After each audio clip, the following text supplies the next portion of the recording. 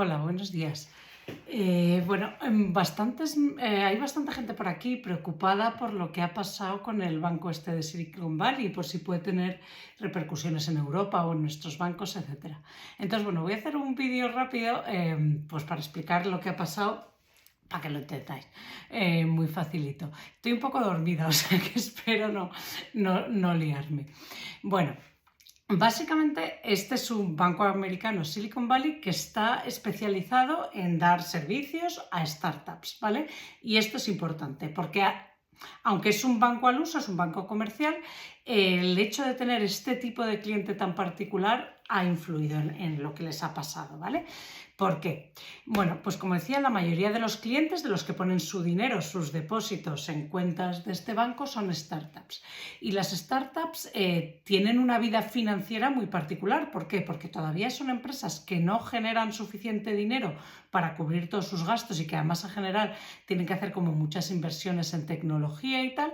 Con lo cual, ¿qué hacen estas startups? Levantan dinero, levantan muchos millones, bueno, las más pequeñitas que empiezan a lo mejor 1 millón y las otras ya muchísimos, y luego levantan dinero, se lo van gastando, vuelven a levantar dinero, se lo vuelven a gastar otra vez. Entonces digamos que incluso empresas relativamente pequeñas pueden tener en momentos dados muchísimo dinero en la cuenta, ¿vale? Porque justo han levantado una ronda, lo colocan en la cuenta y luego empiezan a gastar y luego vuelven a levantar. Digamos que en esto es bastante distinto a una empresa que ya funciona o a una persona que las entradas y salidas van más como acompasadas, ¿no? En este sentido, las startups son distintas. Y además, ¿qué pasa? Que justo el panorama de las startups ha cambiado bastante en los últimos años, ¿vale? Digamos que este banco, que lleva existiendo 40 años, que no era un banco nuevo, entre 2020 y 2022 cuadruplicó el dinero que tenía en depósitos, ¿vale? Porque las startups en esos 2 años levantaron millones de millones de millones. Entonces, más del 50% de las startups de Silicon Valley tenían su dinero en este banco, ¿vale? Con lo cual, entre 2020 y 2022 se cuadruplicó el número de depósitos que tenía este banco, ¿vale? El número de dinero que tenía este banco en sus cuentas de startups que habían levantado muchísimos millones. Pero, como digo, para todos los millones que tenían, al ser startups, estaba relativamente bastante concentrado en pocos clientes. Luego os explico por qué esto es importante. O sea, mucho más concentrado que un banco normal en el que tenemos nosotros nuestros depósitos, ¿vale? Nuestras cuentas corrientes, porque tenemos cantidades mucho menores. En este sentido, con las startups, si justo entre 2020 y 2022 levantaron muchísimo dinero concentrado en relativamente pocas empresas, ¿vale? Y además está doblemente concentrado, que esto luego va a ser importante, porque estas startups están a su vez invertidas por fondos de capital riesgo que pueden estar invertidas en muchísimas, o sea que no hay tantas, pero que están invertidas en muchas de estas startups, con lo cual un solo fondo de capital riesgo puede tener intereses en un porcentaje enorme del dinero que tenía este banco, ¿vale? Luego os explico por qué esto es importante. O sea, que esto por el lado de dónde le viene el dinero a este banco, pues de las startups. Y como las startups explotaron en 2020 y 2021, que había dinero a expuertas, pues de repente este banco tenía un montón de depósitos. ¿Y qué dijo? ¿No? Esto es, el banco recibe dinero. ¿Y ahora qué hace el banco con este dinero para ganar ellos dinero en su negocio? Pues dos cosas. Por un lado dan créditos, pero en el caso de este banco la proporción de créditos que ellos dan era relativamente más pequeños que en otros bancos comerciales que se especializan en dar créditos, pero como justo les habían puesto tantísimos millones entre 2020 y 2021, que ya os digo que cuadriplicaron, dijeron, bueno, pues vamos a coger este dinero que nos han dejado nuestros depositarios y lo vamos a invertir en cosas súper conservadoras, ¿vale? Entonces lo invirtieron en renta fija, bonos y productos de deuda muy conservadores, de muy bajo riesgo y a largo plazo. ¿Qué pasa? Que en 2022 la película cambia muchísimo. ¿Por qué? Porque estas inversiones de súper bajo riesgo que ya conocemos y hemos hablado bastante de lo que pasó en 2022 con el bajo riesgo, ¿qué pasa? Que en 2022 se ponen, después de años y años de los tipos bajísimos, de estos productos de bajo riesgo, no solo eran de bajo riesgo porque no fuera a quebrar. Tú le compras una letra del Tesoro al gobierno americano, las probabilidades de que Estados Unidos quiebre son súper bajas ahora mismo, ¿vale? O sea que no solo eran muy conservadores, sino que además, como los tipos habían estado bajos y estables durante años, tampoco fluctuaban mucho de precio, ¿vale? ¿Qué pasa? Que en 2020 empieza a haber inflación a las puertas y pasan dos cosas. Por el lado de los clientes, de los bancos, de las startups que dejan su dinero en el banco, ¿qué pasa? Que se vuelve, como se cae todo el sector tecnológico, las bolsas bajan, bla, bla, bla, todo lo que sabemos que pasó el año pasado. ¿Qué pasa? Que de repente se vuelve muchísimo más difícil para las startups gastar dinero. Esto tiene dos consecuencias. Una, que este banco que estaba creciendo y cada vez tenía más dinero, empieza a haber menos clientes nuevos porque hay menos startups que consiguen levantar dinero, y no solo eso. Como los negocios de los clientes que ya tenía todavía no son rentables, que eso es normal en startups, el dinero que tenían los clientes que ya tenían empieza a bajar. O sea, esta gente empieza a tirar de esos millones que habían levantado en 2020 y a 2001. Entonces, empiezan a bajar de repente el nivel de depósitos, el dinero que tenía este banco de sus clientes. Primero, porque hay menos clientes nuevos, porque se levantan menos rondas, y encima los que ya tienen se van gastando ese dinero y van tirando de él, porque también les cuesta levantar más nuevas rondas y sus negocios todavía no son rentables. Entonces de repente ven bajar, que la gente, que van los clientes y dicen, y yo saco dinero. No pone la gente dinero, sino que va y empieza a bajar. Esto a un ritmo muy superior al que le pueden pasar, por ejemplo, a los bancos comerciales. En este tiempo las familias habían acumulado ahorro, con lo cual subieron los depósitos, ¿vale? Pero este banco de repente empieza a bajar muchísimo, bum, bum, bum, bum, bum, y dicen, ups, ¿qué hacemos? ¿Qué pasa? Que los bancos, para sacar dinero, como decían, tienen una parte de cash para cubrir precisamente una parte líquida, para cubrirlo. Precisamente cuando tú vas al cajero y sacas tu dinero te lo dan de ahí, pero luego, como lo normal es que la gente mantenga más o menos el dinero en la cuenta, es decir, tú no vas y pides cada primero de mes que te den todo tu dinero en billetes, sino que lo mantienes en la cuenta. O sea, normalmente tú no vas sacando, pues el resto del dinero, ¿qué pasa? Que lo han o dado en préstamo a otra gente o lo han invertido, como hemos dicho.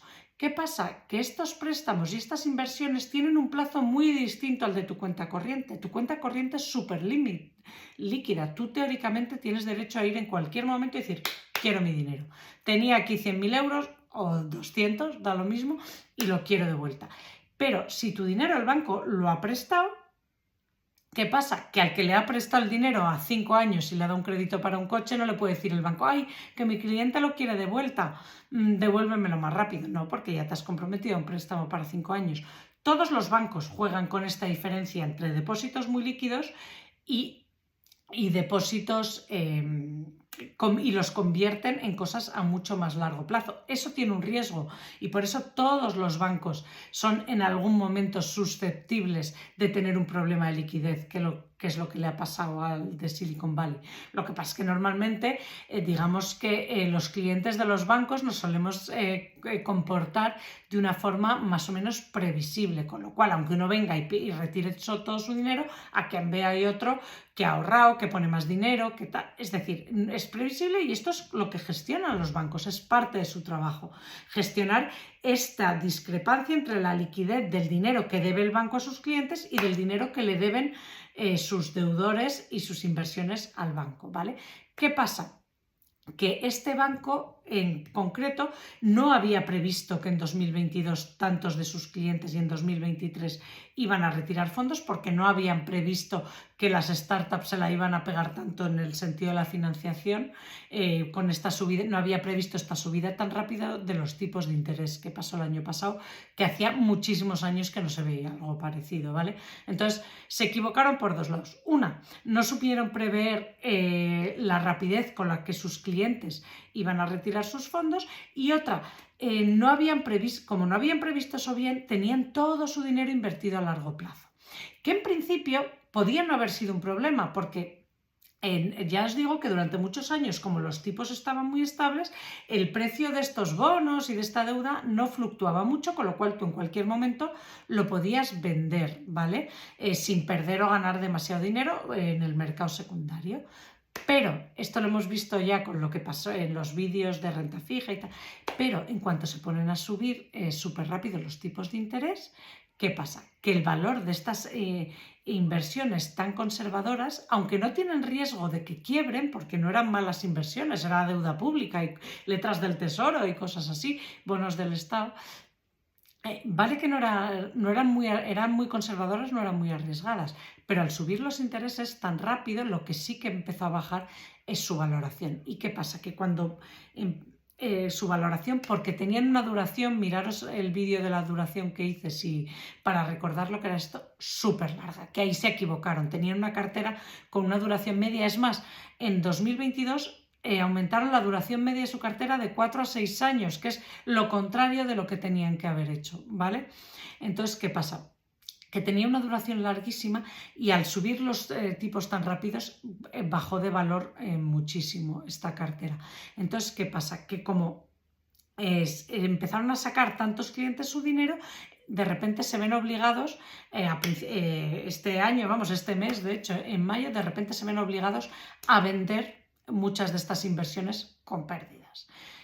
Que tampoco podía haber sido el fin del mundo, pero de repente, ¿y qué pasa? Que dicen, ups, empiezan a sacar más startups que no consiguen levantar el dinero, empiezan a retirar cada vez más y más fondos y dicen, vamos a tener un problema, porque estamos teniendo, como ya nos hemos gastado toda la parte líquida que teníamos, porque estamos teniendo más salidas de efectivo de lo que esperábamos, vamos a tener que empezar a vender estas inversiones a largo plazo muy conservadoras, pero que ahora por los tipos de interés subiendo han bajado de valor. ¿Y qué pasa? Que vamos a perder vamos a vender con pérdidas. ¿Y qué dicen? Algo que en principio era muy normal. Bueno, para reforzar nuestra situación y poder capear este plazo entre que maduren. Ya sabéis que si tú aguantas estas inversiones a vencimiento, no pierdes dinero, solo pierdes dinero si las tienes que vender con prisa en este momento, ¿vale?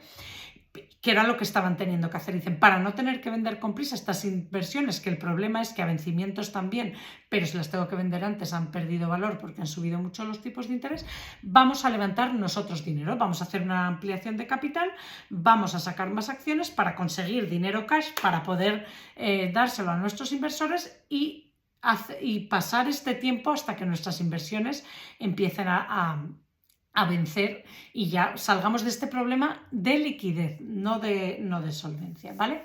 ¿Qué pasa? Que cuando anuncian que van a levantar pasta, en lugar de conseguir la pasta, que ellas era lo que esperaban, lo que levantan es preocupación. Y de repente las startups dicen, coño, que esto no se dice, que nuestro banco tiene problemas. Se empiezan a preocupar, dicen, porque además siempre los bancos de estas inversiones a largo plazo de estas inversiones que hacen pueden contabilizarlas de dos formas. Una, como inversiones para vender y comprar, o sea, precisamente para hacer frente a sus necesidades según los clientes pidan dinero o no, y otras que pretenden aguantar hasta el vencimiento, ¿vale? O sea, que no pretenden vender ni utilizar para estas fluctuaciones. ¿Y qué pasa? Que las que clasifican como me las voy a quedar hasta vencimiento no están obligados contablemente a contabilizarlas al precio actual, ¿vale? Porque en principio no pretenden venderlas. ¿Y qué pasa? Que este banco tenía muchas muy largas clasificadas así. ¿Y qué pasa? Que ahí no sabes la torta que se están pegando porque no han tenido que declararla. En las otras sí, en las que las utilizan como assets to sale, o sea, como activos para vender, esas sí que tienen que decir, sí que tienen que ir ajustando su valoración, o sea, que en esas sí que sabías más o menos qué tortas estaban pegando, pero en la otra parte ahí no sabías qué tipo de torta llevaban. Entonces, como en eso no había, la gente se empieza a preocupar, las startups dicen oy, y empiezan a retirar más dinero. Empiezan a sacar más dinero, con lo cual esto se convierte en una pescadilla que se mueve la cola y en una bola de nieve, en una profecía de estas autocumplidas que se dice en inglés, porque al asustarse la gente empieza a sacar más fondo, el banco empieza a tener más problemas. ¿Y qué pasa? Que como eran tan concentrados su cliente, que recordemos que en esto es distinto a un banco normal, tan concentrado resulta que nosotros, si tú te asustas, vas a tu banco, sacas tu dinero, pero no es tanto. Pero estos eran startups que podían tener para un cliente pequeño relativamente muchos millones, con lo cual que una startup se asuste significa que les puede sacar varios millones de golpe, que son varios millones que ellos tienen que vender en pérdidas de inversiones, ¿vale? O sea que vas acelerando y agrandando el problema. ¿Y cuál es el segundo momento ya que les lleva a la tumba? Que los fondos de capital riesgo, que como decíamos, concentran todavía más a este cliente, porque un solo fondo de capital riesgo puede estar invertido en muchísimos de los clientes de este banco, de repente llaman a sus clientes y le dicen, startup, sacar el dinero de este banco que me huele mal. ¿Y qué pasa? Que dicen eso, empiezan a sacar entre el miércoles y el viernes, empiezan a sacar o empiezan a querer sacar todas las startups su dinero, creando lo que se llama crunch de liquidez, o sea, una crisis de liquidez tan brutal que básicamente se cargan el banco. Hasta el punto de que lo llevan a la quiebra, tiene que intervenir el supervisor el 20 y decir, este barco ha quebrado, no porque sus inversiones fueran malas, sino porque le obligan a vender con pérdidas muy rápido. De repente tanta gente quiere sacar su dinero y no pueden responder tan rápido a todas esas solicitudes. Entonces, digamos que el mismo pánico concentrado de sus clientes les lleva a la quiebra en 2 días, ¿vale? Ahora bien, el banco quiebra y ¿qué pasa? Que para esto, precisamente, para evitar esto y para proteger a los clientes de esto, para eso está el Fondo de Garantía de Depósitos, y en Estados Unidos hay un equivalente, ¿vale? Que aquí te cubre, como sabéis, 100.000 euros por titular y entidad, es decir, si tú tienes una cuenta conjunta, 100.000 euros a cada uno por titular y entidad,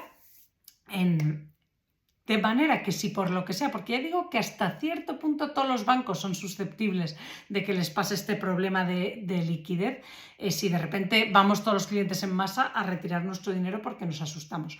Para evitar eso, precisamente, las autoridades dicen, no, oiga, usted hasta 100.000 euros está cubierto, no se agobie que yo se lo voy a dar. ¿Vale? Con lo cual evitamos este pánico. Si tú tienes menos de 100.000 euros, no tienes por qué tener miedo a que te le pase esto a tu banco, porque si le pasara, te cubriría el Fondo de Garantías de Depósito. Y eso es lo que el viernes, cuando este banco quebró, en teoría pasaba, ¿vale? Que todos los clientes que tuvieran en Estados Unidos, el fondo este de garantías cubre $250.000.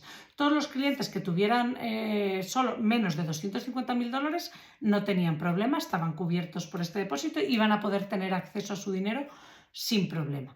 ¿Qué pasa? Que en este banco en particular, al ser startups y ser un tipo de cliente muy particular, solo el 4% de los clientes estaban guardados, asegurados por este fondo de garantía. Solo el 4%. En un banco normal español, muchísima más gente, porque ¿cuánta gente tiene más de 100.000 euros en la cuenta cogiendo polvo? Pues no tanta, ¿vale? Pero en este banco en concreto, como tenía un cliente muy particular, sí que había muy poca gente estaba cubierta, con lo cual, ¿qué pasa? Y encima estas startups que todavía no son rentables, si no les das acceso, porque no es que los que no estén cubiertos vayan a perder todo su dinero seguro, no, lo que pasa, les van a tener 250.000 euros cubiertos y el resto van a tener que esperar a que el supervisor o el que se haga cargo del banco, porque a lo mejor lo venden todavía, o se hace cargo el supervisor, a que vaya deshaciendo las inversiones tranquilamente y vaya viendo a quién le devuelve el dinero, a quién no, cuánto da, con cuántas pérdidas. Es decir, puede que lo recuperaran incluso todo o casi todo, pero ¿qué pasa? Que iban a tardar tiempo. Y eso para una startup, eso es kriptonita, porque una startup no tiene tiempo, pero todavía no gana dinero, necesitan sus fondos. Y encima ahora es súper difícil levantar más dinero. Con lo cual, ¿qué pasa? Que aunque no fueran a perder ese dinero completamente, les iba a llevar a la quiebra muchísimas de estas startups. ¿Y qué han hecho al final la Reserva Federal y el fondo este de garantía y tal? Al principio dijeron que no van a rescatar el banco en sí, pero han decidido cubrir a todos los depositantes, no solo hasta 250.000 euros, sino a todo el mundo. Es decir, ese 96% de gente que no estaba cubierta le van a cubrir. Y entonces nadie del que tenía su dinero en este banco al final va a perder su dinero, ni siquiera van a tener que esperar para tenerlo, se lo han puesto a su disposición a todo el mundo.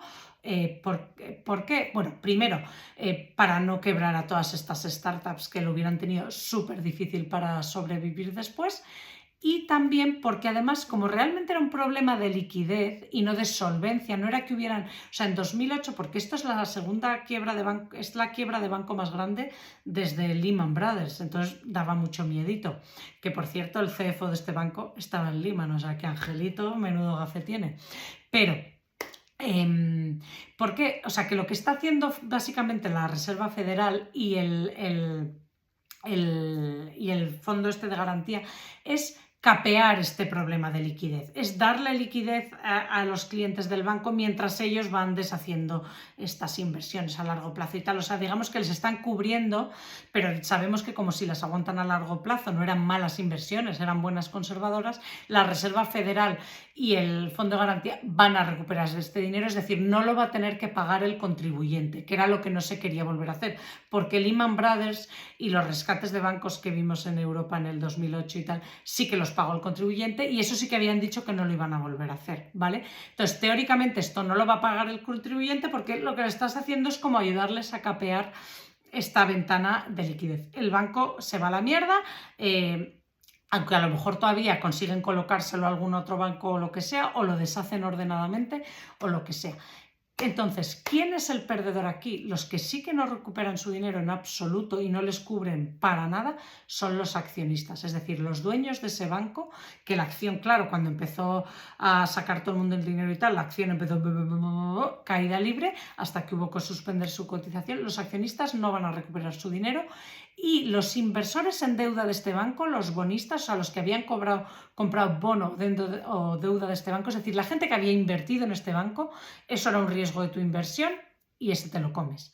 Ese no se cubre de ninguna manera, o sea que los que sí que pierden todo su dinero y no van a recuperar nada son los inversores de este banco, ya fuera en acciones o en productos de deuda de este banco. Lo que pasa es que tú, aunque si tú eres un inversor pero estás bien diversificado y tal, pues como mucho tendrías un poquito este banco. Ahora, como tú estuvieras muy invertido en este banco, no vas a volver a oler nada. Lo que huele un poquito mal es que hace un par de semanas el CEO del banco vendió 3 millones y pico de dólares de acciones que tenía él. Eso huele un poquito feo, está un poquito feo, porque si todos los accionistas pierden dinero y tú has vendido ganando a 2 semanas de que quiebre el banco, es un poquito feo y veremos en qué queda eso. Pero digamos que al final la conclusión es que los que tenían el dinero en el banco no han perdido nada. Finalmente, la FED y el Fondo de Garantías los han cubierto a todos. Los inversores sí que se la han pegado gordísima, por si tú no estabas invirtiendo en ese banco total. Y luego, ¿se va a contagiar esto a Europa? No sé qué. A ver, todos los bancos tienen un riesgo de liquidez relativo, pero como digamos, el de este banco estaba exagerado por tener una base de clientes tan concentrada, tan poco diversificada. Vemos que la diversificación siempre aumenta mucho tu riesgo, o sea, el no diversificar aumenta mucho tu riesgo, pues ellos no estaban diversificados.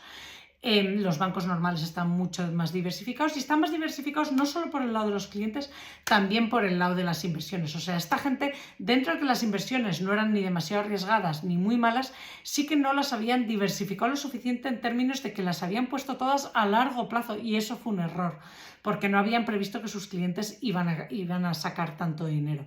Con lo cual, los bancos europeos no están tan expuestos ni por el lado de las inversiones que ellos hacen y de los créditos que ellos dan, ni por los lados de los clientes. Y además, esto no es una inversión.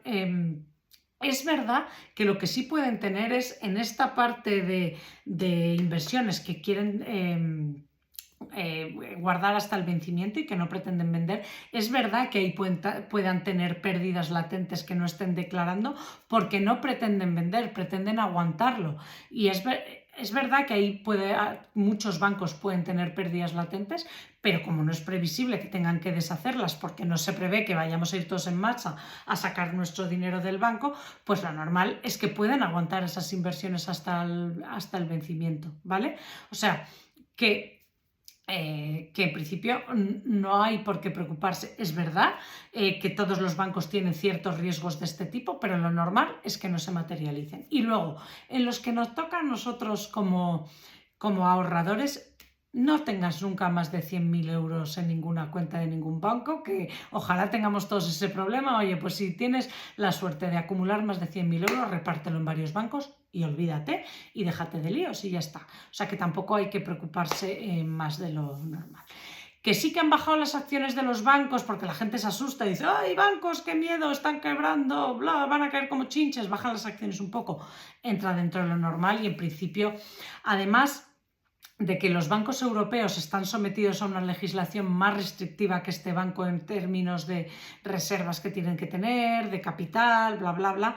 Eso además, en principio, no se prevé que el sistema bancario esté, o sea, el sistema bancario europeo, en principio ahora mismo tiene una situación muy solvente y aunque es verdad que pueden tener en ciertos productos de largo plazo pérdidas latentes, en principio no tienen por qué vender, con lo cual si aguantan hasta que esos bonos o esa deuda venza, no tienen por qué tener ningún problema. Con lo cual, para nosotros, tranquilidad. Y esto se queda en un chismorreo para los accionistas del banco, una muy mala inversión en la que le han perdido mucho dinero, pero no hace falta, aquí en principio, tranquilidad y no nos debería afectar en nada y sobre todo siempre máximo 100.000 euros en un banco y hasta 100.000 euros uno puede estar tranquilo porque el Fondo de Garantía de Depósitos te cubre completamente como ha hecho a los clientes de ese banco y que como vemos no solo ha cubierto los 100.000 euros sino que lo ha cubierto todo. O sea que aquí no ha perdido dinero ni un depositante de este banco y eso lo han hecho precisamente para que la gente no se asuste